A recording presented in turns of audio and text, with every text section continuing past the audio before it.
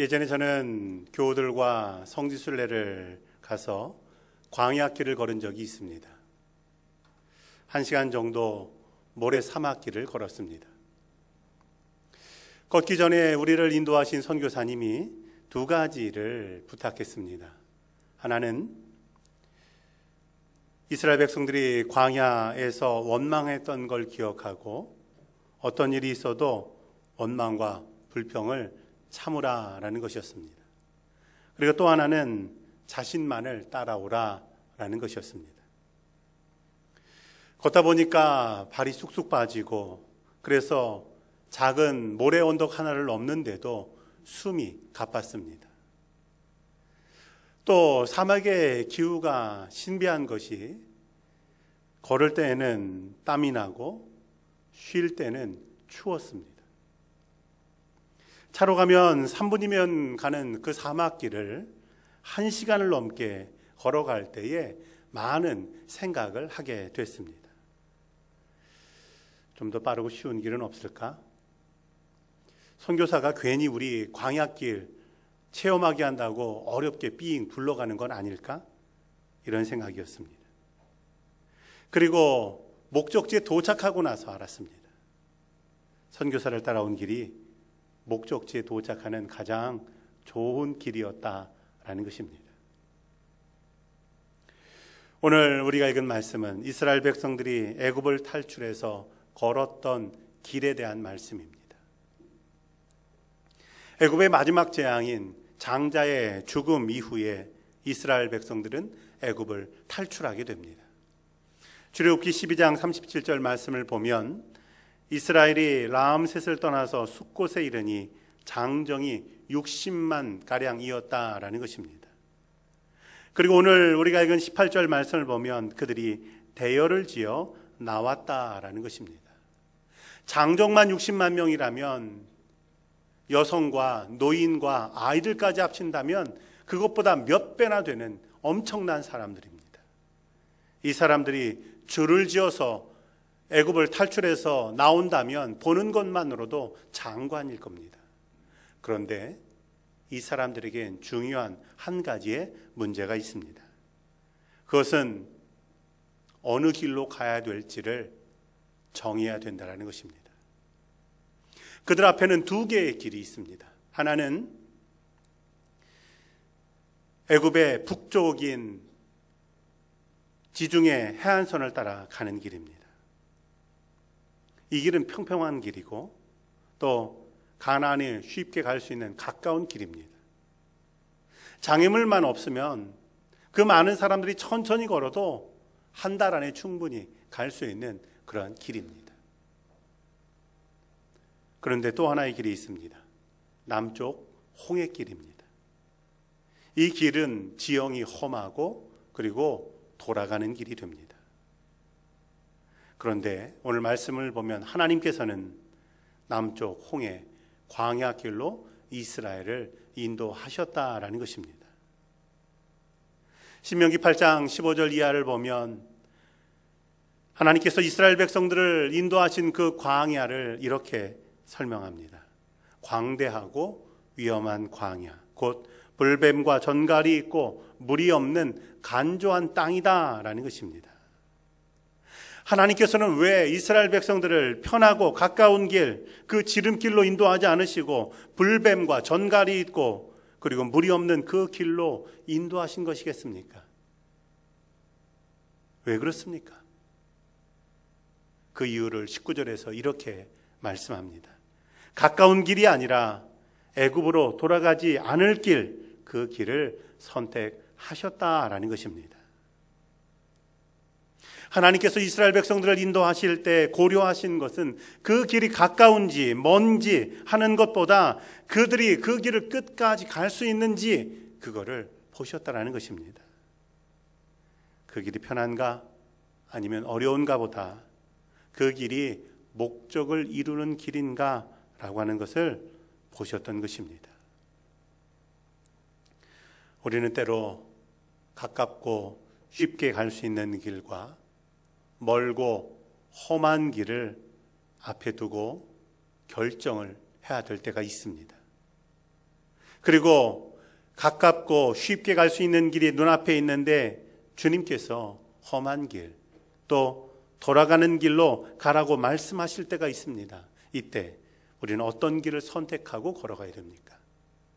어떤 길이 믿음의 길이 되겠습니까? 오늘 말씀을 중심으로 몇 가지로 함께 은혜를 나누고자 합니다. 첫 번째로는 내 생각의 빠른 길이 아니라 하나님이 인도하시는 길이 복이 있는 길이다라는 것입니다. 왜 하나님께서는 그들을 홍해 그 광야 길로 인도하실까요? 17절 말씀을 보면 바로가 백성을 보낸 후에 블레셋 사람의 땅의 길은 가까울지라도 하나님이 그들을 그 길로 인도하지 아니하셨으니 이 백성이 전쟁을 하게 되면 마음을 돌이켜 애굽으로 돌아갈까 하셨습니다라는 것입니다. 지중해 연안의 길은 블레셋 사람들이 사는 땅입니다. 만약 그 엄청나게 많은 사람들이 그 땅 지나가게 해달라고 한다면 그들이 그 땅을 내줄 리가 없습니다. 그 땅 지나가겠다고 말하곤 그 땅에 눌러 앉아 살면 어떻게 되겠습니까? 그 땅을 내달라고 하는데 내주지 않는다면 전쟁밖에 없습니다. 그런데 이스라엘 백성들은 아직 전쟁할 준비가 되어 있지 않았다라는 것입니다. 하나님은 그것을 아셨습니다. 이것은 블레셋 사람들에 대한 하나님의 능력이 부족하다는 것이 아니라 이스라엘의 연약함을 하나님이 알고 계셨다라는 것입니다. 지금은 고인이 된 한 산악인이 예전에 인터뷰한 걸 읽은 적이 있습니다. 등반대원 2명을 데리고 에베레스트 등정에 나섰다가 정상을 정복하는 것 100m를 앞에 두고 철수했다라는 것입니다. 이때 2명의 대원은 정상을 정복하겠다라고 주장하지만 이 대장은 억지로 그들을 끌고 내려왔다라고 말합니다. 그리고 그 이유를 이렇게 설명합니다. 자신은 에베레스트의 고봉을 10개 이상 등정한 경험이 있다라는 겁니다. 시간이 좀 늦어지더라도 자신은 살아 내려올 자신이 있다라는 겁니다. 그런데 자신이 데리고 올라간 2명의 대원은 그렇지 않다라는 것입니다. 그들을 살리기 위해서 정상 100m를 남겨놓고 되돌아 내려왔다라는 것입니다. 2명의 대원은 자신의 상태를 알지 못하지만 그는 정확하게 알고 있었습니다. 그들을 살리는 길을 선택한 것입니다. 하나님께서는 이스라엘 백성들의 연약함을 누구보다 잘 아시고 계십니다. 그래서 힘들고 먼 길이지만 홍해 쪽 광야 길로 인도하신 것입니다. 마찬가지로 하나님은 누구보다 우리를 잘 아십니다. 그래서 우리가 감당할 수 있는 길로 우리를 인도하시는 것입니다. 고린도전서 10장 13절 말씀을 보면 사람이 감당할 시험 밖에는 너희가 당한 것이 없나니 오직 하나님은 미쁘사 너희가 감당하지 못할 시험 당함을 허락하지 아니하시고 시험 당할 즈음에 또한 피할 길을 내사 너희는 능히 감당하게 하신다라고 말씀합니다. 하나님께서 우리 삶을 인도하시는 길은 어떤 길입니까? 우리가 감당하지 못할 시험은 우리에게 허락하지 않으시는 길이라는 것입니다. 만약 우리가 어떤 어려움과 곤란함 가운데 있다면 이미 그것을 이길 힘을 우리에게 주셨다라는 사실을 믿으시기 바랍니다. 또한 감당할 수 없는 길이라면 하나님께서는 피하게도 하신다라는 사실입니다. 모세는 이스라엘 백성들을 이끌고 광야로 나왔습니다. 광야길을 걷는 동안 정말 많은 일이 있었습니다. 전쟁도 있었고 재난도 있었습니다. 무엇보다 이스라엘 백성들이 모세를 반역하고 죽이려고도 했습니다.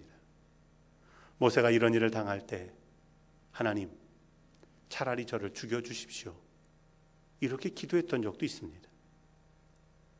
그러나 모세는 결국은 이스라엘 백성들을 이끌고 광야의 모든 길을 걷게 됩니다. 당시에는 감당할 수 없을 만큼 힘든 일이었지만 그러나 뒤돌아보니까 그때마다 감당할 힘을 주셨고, 그리고 힘든 길이었지만 그 길이 가장 좋은 길이었다, 모세는 깨닫게 되는 것입니다. 작년에 청년들과 함께 몽골에 단기 선교를 갔을 때 사역을 시작하기도 전에 어려움이 생겼습니다.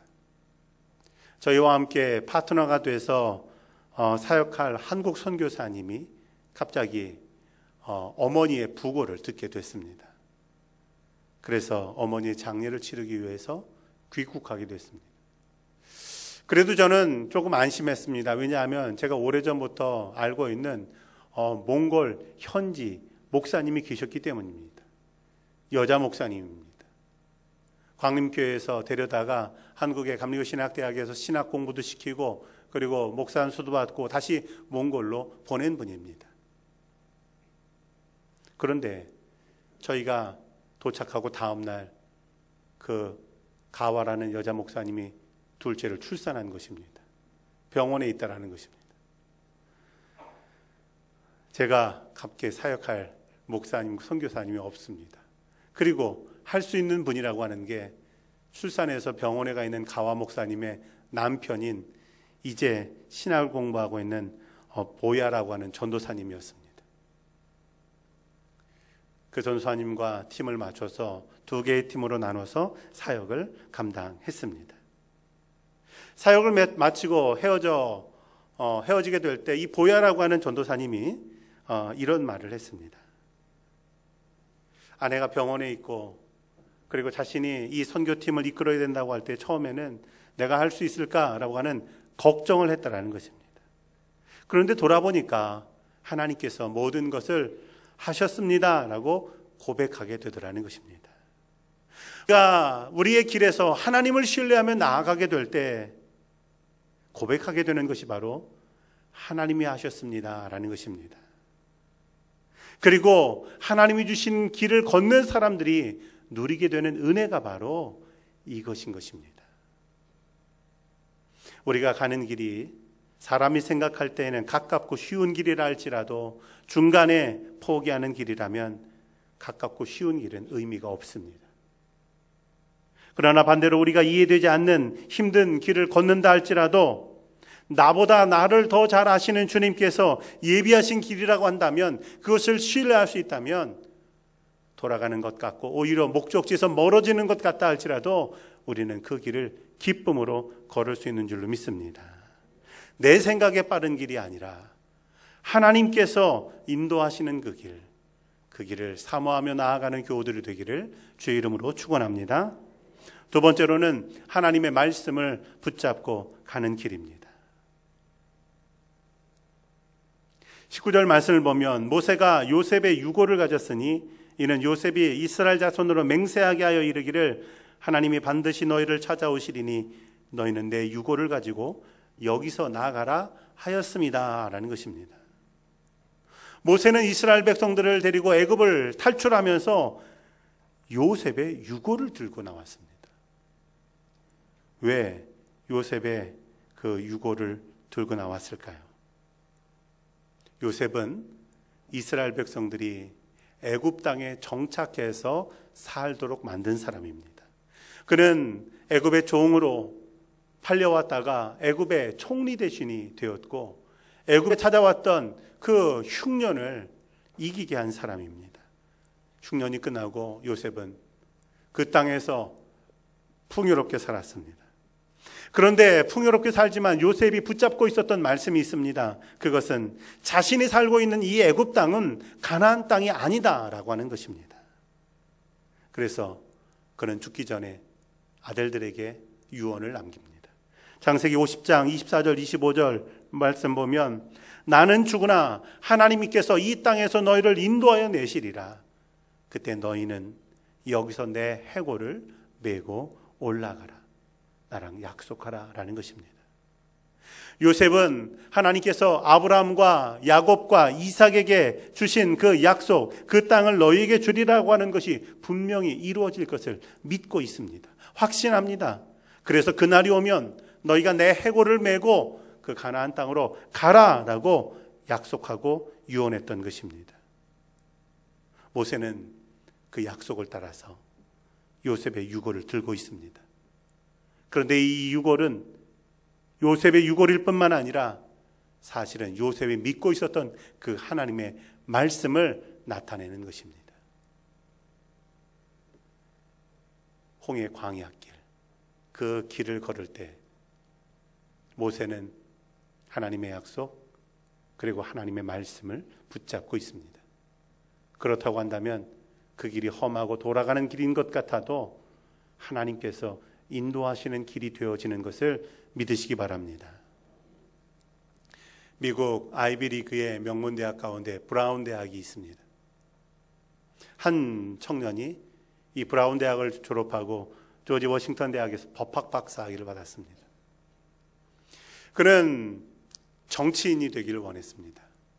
그래서 대통령 후보 참모에 선거 캠프에 들어가서 참모가 됐고 나중에 그가 대통령이 됐을 때 백악관에 들어가게 됩니다. 그는 대통령의 수석보좌관이 됐습니다. 대통령을 모시고 백악관에 있는 4년 동안 그는 이제 다음번 선거에서 이 대통령을 또 당선시키기 위해서 정적들을 제거하는데 앞장섰습니다. 그러다가 불법 도청 사건인 워터게이트 사건에 휘말리게 됩니다. 그 사건에 연루돼서 그는 감옥에 갑니다. 백악관 수석보좌관에서 죄수가 됐을 때 그를 위해서 기도하는 많은 사람들이 기도해주고 또 어떤 사람이 C.S. 루이스의 순전한 기독교라고 하는 책을 보내줬습니다. 그는 감옥에서 그 책을 읽다가 자신이 예수님에게서 얼마나 멀어졌는가를 깨닫고 다시 예수님께로 돌이키며 회심하고 거듭나게 됩니다. 그가 감옥에서 회심했지만 그러나 그는 여전히 재판을 받는 상태였습니다. 그는 감옥에서 한 가지를 결정해야 됐습니다. 자신에게 책임이 없는 가벼운 그런 죄를 인정하고 벌금형을 받고 석방될 것인가, 아니면 있는 사실 그대로 인정하고 실형을 받고 감옥에 있을 것인가 라는 것입니다. 법학 박사였기 때문에 그는 감옥에서 금방 나올 자신이 있었습니다. 그러나 기도하면서 자신의 죄를 인정하기로 결정합니다. 실형을 받고 감옥에 수감됐습니다. 그때 그는 시편 23편을 암송했습니다. 여호와는 나의 목자가 되십니다. 그리고 여호와는 나를 의의 길로 인도하십니다 라는 것입니다. 찰스 콜슨이라는 사람의 이야기입니다. 그는 감옥에서 자신에게 구형된 형을 다 살고 나왔습니다. 감옥을 나온 그는 교도소에 있는 사람들을 돕고 그들에게 복음을 증거하는 일에 헌신하며 삽니다. 나중엔 종교계의 노벨상이라고 불리는 템플턴 상을 받고 사람들에게 존경받는 삶을 삽니다. 사람들은 그를 가리켜서 과거에 감옥에 있었던 사람이라고 말하지 않았습니다. 그렇게 된 데에는 그가 빠른 길을 선택하는 것이 아니라 주님께서 말씀하신 길을 선택했기 때문입니다. 사무엘하 6장을 보면 이스라엘 백성들이 법궤를 옮기게 되는데, 그런데 법궤를 옮기던 우사가 죽게 되는 일이 생겨나게 됩니다. 사무엘하 6장 3절을 보면 그들이 하나님의 궤를 새 수레에 싣고 우사가 그 새 수레를 몰았다라는 것입니다. 원래 법궤는 이스라엘 백성들 가운데 고핫 자손이 어깨에 매서 옮기도록 되어 있습니다. 이것이 하나님의 방법입니다. 그런데 사람들의 생각은 수레에 실어서 옮기는 것이 빠른 길이라고 생각했습니다. 수레에 실어서 옮기는 것이 편리한 방법이라고 생각했습니다. 법궤를 수레에 싣고 그 수레를 끌고 가는데 낙원의 타작마당에 이르러서 소가 갑자기 날뛰기 시작합니다. 수레에서 법궤가 떨어질 것 같으니까 우사가 그 법궤를 붙잡았습니다. 그때 벌어진 일이 여호와 하나님이 우사를 치시니 그가 거기 하나님의 궤 곁에서 죽으니라 라는 것입니다. 왜 이렇게 됐습니까? 그들은 하나님의 법궤를 옮긴다고 하면서 정작 하나님의 말씀을 따르지 않았기 때문에 그렇습니다.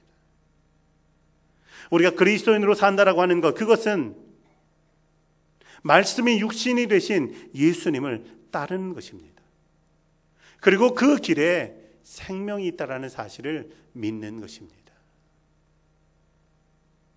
가장 불행한 사람은 하나님의 궤 옆에서 죽는 사람입니다. 하나님의 생명의 길이 내 앞에 있는데도 그 길을 걷지 않아서, 그 길을 따르지 않아서 그 길에 있는 축복을 누리지 못하는 것이 가장 안타까운 일이다라는 사실입니다. 부활하신 예수님께서 제자들에게 마지막으로 주신 말씀이 볼지어다 내가 세상 끝날까지 항상 너희와 함께 하리라 라는 말씀입니다. 이 말씀은 지금 애굽을 탈출하는 모세가 들고 있는 그 요셉의 해골, 그것보다 더 확실하고 신뢰할 만한 말씀입니다. 성도의 길이 하나님의 나라를 향해 가는 길이라고 한다면 광야에서 만나는 그 어떤 일이라 할지라도 낙심할 이유가 없습니다. 고난과 시련이 있어도 한 발자국 앞으로 내밀면 그때마다 하나님의 나라에 한 발자국씩 더 가까워지는 것이기 때문에 그런 것입니다. 하나님의 약속을 붙잡고 몸부림치는 길, 그 길이 하나님의 길이고 그 길이 예수님께서 우리에게 주신 생명의 길인 것을 믿으시길 바랍니다. 약속을 붙잡고 말씀을 붙잡고 가는 길은 망하지 않는 것을 믿으시기 바랍니다. 마지막으로는 주님의 임재와 격려가 있는 길입니다. 하나님께서 이스라엘 백성들을 광야 홍해길로 가라 말씀하시곤 그리고는 혼자 보내지 않으셨습니다. 오늘 말씀을 보면 내가 너희와 함께 하리라, 내가 너희 앞서가리라 라고 하는 말씀을 주시고 그 증거로 구름 기둥과 불 기둥을 보내주셨다라는 것입니다. 21절과 22절 말씀을 보면 여호와께서 그들 앞에서 가시며 낮에는 구름 기둥으로 그들의 길을 인도하시고 밤에는 불 기둥으로 그들에게 비추어 주셨다라는 것입니다. 광야는 낮에 더운 곳입니다. 그러나 구름 기둥은 그들을 시원하게 하는 하나님의 은혜가 됩니다. 광야는 밤에 추운 곳입니다.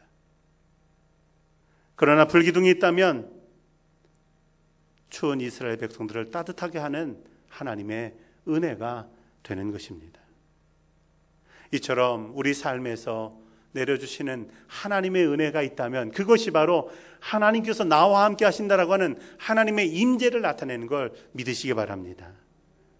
하나님의 임재의 증거가 하나님께서 내게 주시는 은혜에 있는 것입니다. 우리는 때로 메마른 광야 같은 세상을 걸어가다가 목말라서 지쳐 쓰러져 있던 때가 있습니다.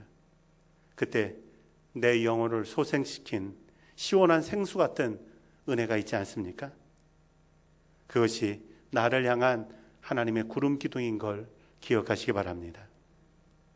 세상의 좋은 광야에서 때로는 외로워하고 때로는 낙심하고 그래서 포기하고 싶을 때 나를 붙잡아주고 나를 품에 안아주고 나를 회복시키셨던 하나님의 사랑이 있지 않습니까? 그것이 바로 나를 인도하시는 불기둥이라는 사실을 기억하시기 바랍니다. 내년에 2020 서울 페스티벌이라고 하는 행사가 있습니다. 저에게 준비위원회에 참여해달라는 초대장이 왔습니다. 그래서 그 행사를 보니까 이 행사는 1973년 있었던 빌리그레암 전도 집회를 다시 계획하고 있는 행사였습니다. 아들인 플랭클린 그레이엄이 이 집회를 인도하게 됩니다. 빌리그레암 목사님이 전 세계를 돌아다니면서 전도 집회를 인도할 때 함께했던 동역자가 있습니다. 그 사람은 한국인 김 윅스라고 하는 시각장애인입니다. 그녀는 6.25 전쟁 때 실명을 했고 고아원에서 살았습니다. 그런데 어느 날 한 미군 중사가 그녀를 미국으로 데려와서 인디애나 주립대에서 공부를 시켜줬습니다. 후에는 오스트리아에 가서 성악 수업을 받아서 훌륭한 성악가가 됐습니다.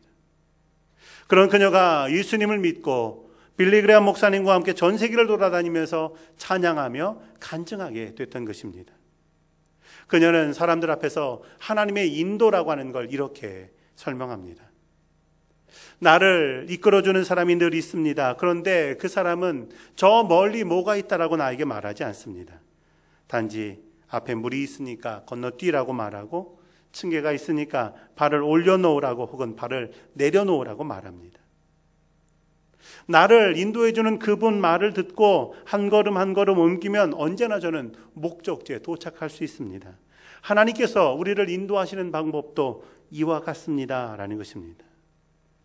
구름 기둥과 불 기둥이 앞에 있지만 그러나 저 멀리 가나안 땅이 보이는 것은 아닙니다. 불 기둥과 구름 기둥이 있지만 때로는 가나안이 있는 그 방향과 다른 방향으로 인도하는 것처럼 여겨질 때가 있습니다. 그러나 한 걸음 한 걸음 내게 주시는 은혜를 감사히 받아들이며 걸어갈 때 결국은 하나님께서 예비하신 목적지, 그 가나안 땅에 우리가 이르게 되는 걸 믿으시기 바랍니다.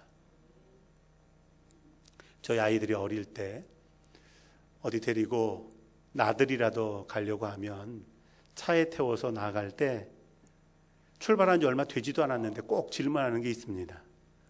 얼마 남았어요? 얼마나 더 가야 돼요? 라는 겁니다. 아니 이제 막 출발했는데 1시간은 가야 되는데 출발한 지 10분 지나면 계속 안달을 하면서 물어봅니다. 그런데 이 아이들이 크니까 그 다음부터는 그런 말이 사라졌습니다.